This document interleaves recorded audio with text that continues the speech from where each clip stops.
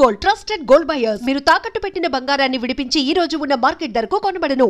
నమస్కారం, welcome to I dream. ధర్మ మార్గం విత్ విజిత కార్యక్రమానికి స్వాగతం. ప్రస్తుతం మనతో పాటు ఉన్నారు శివకామేశ్వరి ఆనందమయ్య అమ్మగారు. ఇప్పుడు వారితో మాట్లాడి మరిన్ని విషయాలు తెలుసుకుందాం. నమస్తే అమ్మా. శ్రీమాత్రే మహామా. అమ్మ, మనకు వినాయక చవితి రాబోతోంది మరికొద్ది రోజుల్లోనే. అయితే ఒకప్పటి కాలంలో వినాయక చవితి వేడుకలు జరుపుకునే దానికి ఇప్పుడు ఈ నవరాత్రులు జరుపుకునే దానికి చాలా వ్యత్యాసం ఉందమ్మా. అసలు ఏ రకంగా ఈ పండుగని మనం జరుపుకోవాలి, ఆ రోజు మనం ప్రొద్దున లేచిన దగ్గర నుంచి ఎటువంటి విధానాలు ఆచరించాలో వివరించండి. యాదేవి సర్వభూతేషు ఛాయారూపేణ సంస్థిత. నమస్తస్యై నమస్తస్యై నమస్తస్యై నమో నమః. శ్రీ గురుభ్యో నమః. వినాయక చవితి అన్ని పండగల్లో కంటే కూడా అందరికీ ఇష్టమైన పండగ, పిల్లలు చాలా ఇష్టపడి చేసుకునే పండగ వినాయక చవితి.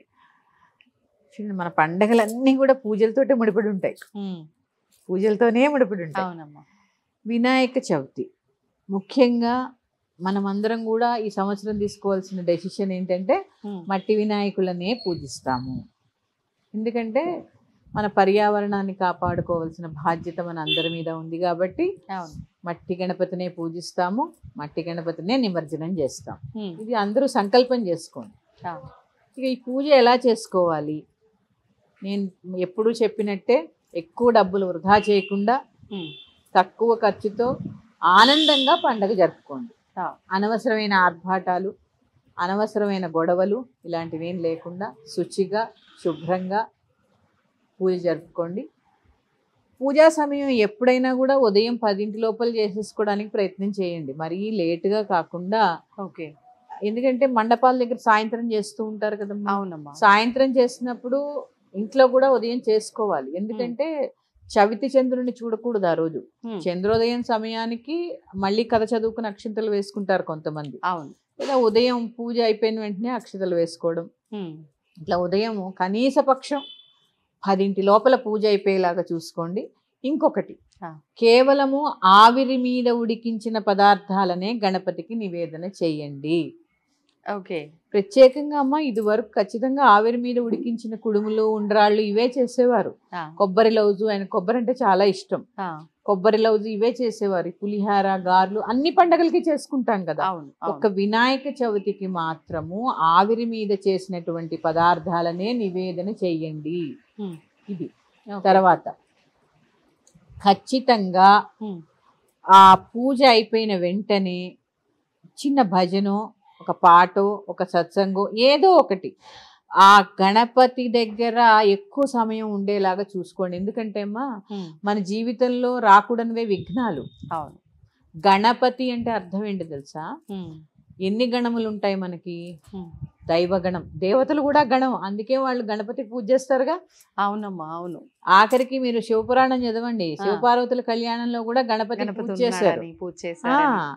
అంటే ప్రథమ గణపతి శివుడు అంటారు అందరూ, ఆయన యొక్క కుమారుడు కాబట్టి గణములకు అధిపతి అయ్యాడు. ఇలా చూసుకుంటే ఆ గణపతి మన జీవితంలో జ్ఞానాన్ని, సుఖాన్ని, ఆనందాన్ని, ఐశ్వర్యాన్ని ప్రసాదిస్తాడు.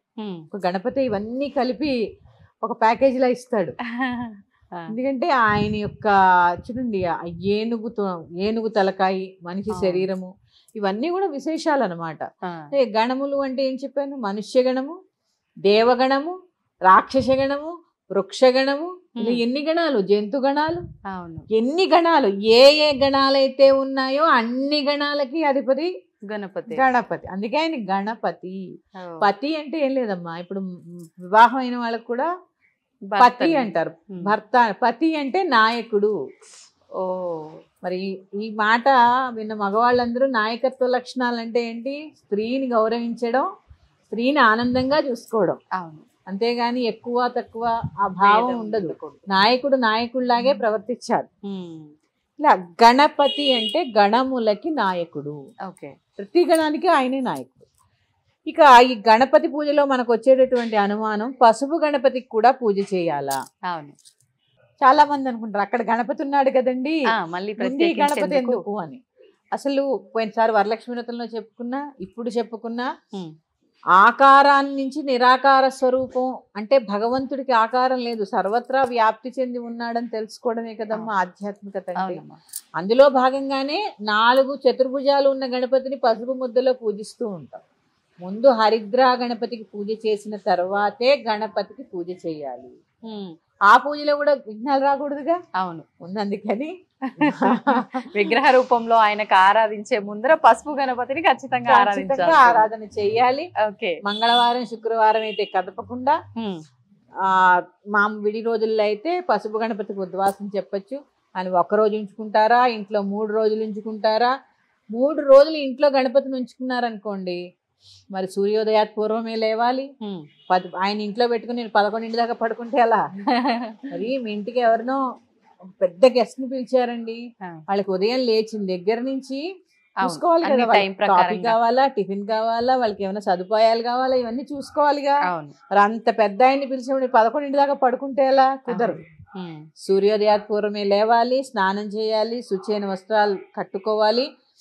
నిత్యము ఉన్న 3 రోజులు కూడా షోడశ ఉపచార పూజ ప్రథమం, లేదు సాయంత్రం కనీస పక్షం పంచోపచారాలు ఇట్లా. అందుకని ఇవి చాలా ముఖ్యం. ఇక ఆ తర్వాత కథ చదువుకోవడము, అక్షతలు వేసుకోవడము, కుటుంబం అంతా కలిసి భోజనం చేయడము, ఇవన్నీ పూజలో భాగాలే అమ్మా. ఇప్పుడు ఈ పత్రిక కూడా చాలా విశేషం కదమ్మా వినాయక పూజలో. అవును, ఒకసారి పత్రి వివరణ కూడా ఇవ్వరా? తప్పకుండా. మనకి 21 రకాల పత్రులతో గణపతికి పూజ చేస్తారు. అవునమ్మా. 21 పత్రులు, 21 విశేషాలు, ఔషధీ గుణాలు ఉన్నవి. అవును, అంటే చెప్పాను కదా, మన పూర్వం ఊరు వాతావరణంలో ఉండేవాళ్ళం. కాలువలు, నదులు, చెరువులు, అందరూ అక్కడే స్నానాలు చేసేవాళ్ళం కదమ్మా.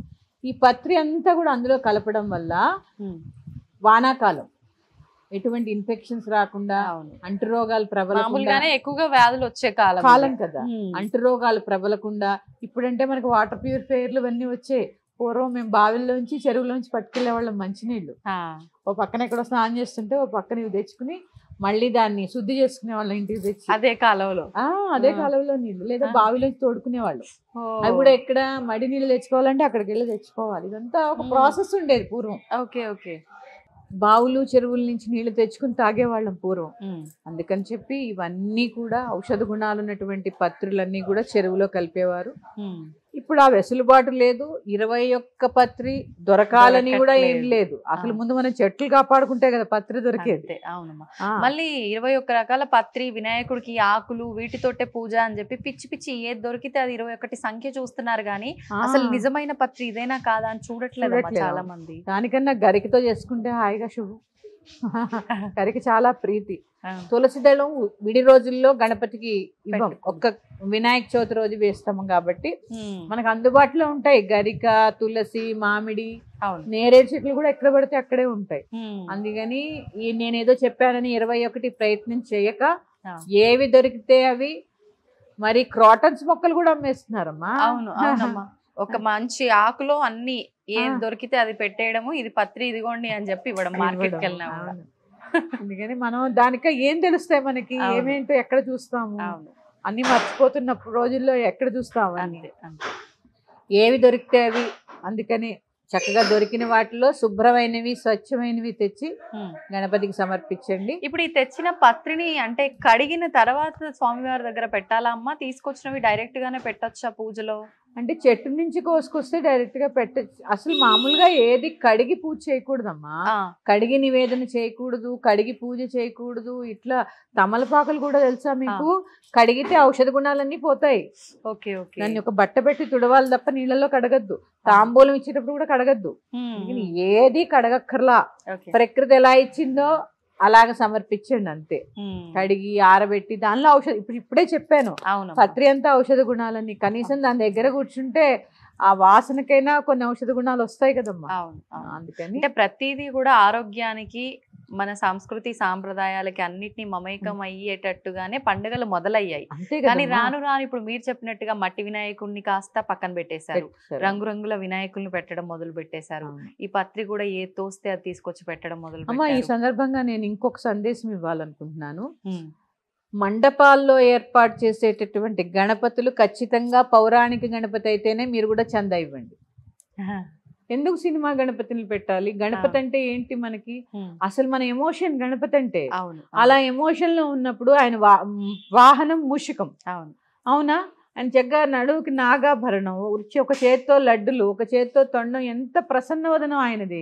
అలాంటి ఆయన ఏంటేంటో క్రికెట్ గణపతి, దాన్ని ఏంటో 6 ప్యాక్ గణపతి, సినిమా గణపతి, ఇవన్నీ చేయకుండా ఘోరంగా, నిజం ఘోరమేనమ్మా.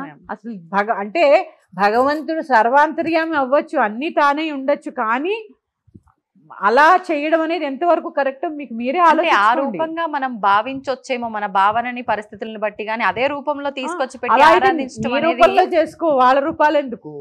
అనవసరమైన సినిమా వేషాలను, క్రికెట్ గణపతులు, ప్రకృతి అంతా తానే ఉన్నవాడు, ఈ రెండిట్లోనే లేడు, చాలా వాటిల్లో ఉన్నాడు. అందుకని ఎలా ఉన్న గణపతిని అలాగే పూజించండి. లేనిపోని అనవసరమైనటువంటి ఆకారాలు తెచ్చి అతికించి 10 తలలు 20 తలలు ఇవన్నీ ఏంటమ్మా? ఇంకా అంటే కొన్ని దగ్గరలో వెజిటబుల్స్ తో, కొన్ని దగ్గరలో డబ్బులతో, ఇలా రకరకాలు కూడా చేస్తున్నారు చేస్తున్నారమ్మా. ఇది చెప్తున్నాను కదమ్మా, ఈ ధోరణి ఎలా వెళ్ళిపోతుందంటే రాను రాను భక్తి పక్కకు వెళ్ళిపోతుంది. ఆ వినాయక వ్రతం ఎందుకు చేసుకుంటున్నాం అనేది పక్కకు వెళ్ళిపోతుంది. ఇన్నిట్లో మనం స్పెషల్ గా ఉండాలి. ఇప్పుడు చూడండి, మనం కూడా ఏం చేస్తాము, ఇక్కడ ఇన్ని వినాయకుళ్ళు ఉంటే ఆ వినాయకుడు స్పెషల్ అక్కడ పెడతామా లేదా? ఇలాంటి పోకడలు ఎక్కువైపోతున్నాయి. అందుకని గణపతి అంటే గణపతే. దానికన్నా గౌరీ గణపతిని పెట్టుకోండి, శ్రేష్టం. శివుడు పార్వతి చక్కగా ఒడిలో గణపతి ఎంత బాగుంటాడు. అందుకని అక్కర్లేని ప్రోత్సహించకండి. మనం ప్రోత్సహించడం వల్లే కదా ఇలాంటివి జరుగుతున్నాయి, కాదా చెప్పండి? వాస్తవం. క్రికెట్ టీం గణపతిని పెట్టారు ఓసారి, నేను ఎక్కడో చూసాను పేపర్లో, నాకు చాలా బాధ అనిపించాయమ్మా. కొన్ని గణపతిని గణపతిలాగే పూజించండి, మీ భక్తి పూజలో చాటండి, అంతే అమ్మ. ఇప్పుడు గణపతికి విగ్రహం తీసుకొచ్చేటప్పుడు చాలా మంది ఆలోచిస్తూ ఉంటారు, తొండం ఎడమ వైపున తిరుగున్నది తీసుకోవాలా, కుడి వైపున తిరుగున్నది తీసుకోవాలా అని చెప్పి. అంటే ఒక్కొక్క వైపు ఉన్న తొండంని బట్టి మనకి ఇంట్లో మనం పెట్టి పూజిస్తే ఆ రకంగా ఫలితం ఉంటుంది అని, ఇది నమ్మొచ్చు అంటారా? నమ్మచ్చా అంటే అసలు ఎడమెందుకో కుడెందుకో తెలుసుకుంటే ఇంక మనం ఈ సంవత్సరానికైనా ఈ డౌట్ ఇక్కడికి ఆపేస్తాం. ఎందుకంటే ప్రతి సంవత్సరం ఉత్పన్నం అవుతూ ఉంటుంది. అవునమ్మా. మన శరీరంలో ముఖ్యమైన నాడులు 3: ఇడా నాడి, పింగళా నాడి, సుషుమ్నా నాడి. పింగళా నాడి కుడివైపు ఉంటుంది, ఇడా నాడి ఎడం వైపు ఉంటుంది. ఈ ఎడం వైపు ఉన్న నాడి చంద్రనాడి. చంద్రుడు ఏం చేస్తూ ఉంటాడు? ఎప్పుడు శాంతతని, ప్రశాంతతని, సుఖాన్ని ప్రసాదిస్తూ ఉంటాడు. అందుకని ఈ ఎడమవైపు తొండం ఉన్న గణపతిని పెట్టుకుంటే ప్రశాంతమైన సుఖమైన జీవితము. చంద్రుడు ఎంత చల్లగా ఉంటాడో అంత చల్లగా మనం ఉంటాం. ఇటు సూర్యనాడి కదా కుడివైపు, తీక్షణత ఎక్కువ, వేడి ఎక్కువ, శక్తి ఎక్కువ. ఆ గణపతిని తెచ్చుకున్నామంటే అంత శక్తి పూజ చేయాలి, మనం చేయలేం కదా. అవునమ్మా. అందుకని ఎప్పుడు ఎడమ వైపు గణపతినే పెట్టుకోండి. ఎందుకు అంటే చెప్పాను కదా, ఎడమ వైపు చంద్రనాడి. చంద్రనాడు ఏం చేస్తుంది? చల్లదనాన్ని ఇస్తుంది. అందుకని మనం సంసారం సామాన్యులం. అందుకని ఎడం వైపు గణపతికే పూజ చేసుకోండి. ఎడం వైపు గణపతి పూజ చేసుకోవడం వల్ల అది చాలా చోట్ల ఎడం వైపే ఉంటుంది. మామూలుగా గణపతి కూడా ఎడం వైపే ఉంటుంది. అంటే ఆయన శ్లోకం ఏంటి? శుక్లాంబరధరం విష్ణుం శశివర్ణం చతుర్భుజం ప్రసన్నవదనం ధ్యాయేత్ సర్వ విఘ్నోపశాంతయే. శ్రీమాత్రే నమః. స్వస్తి.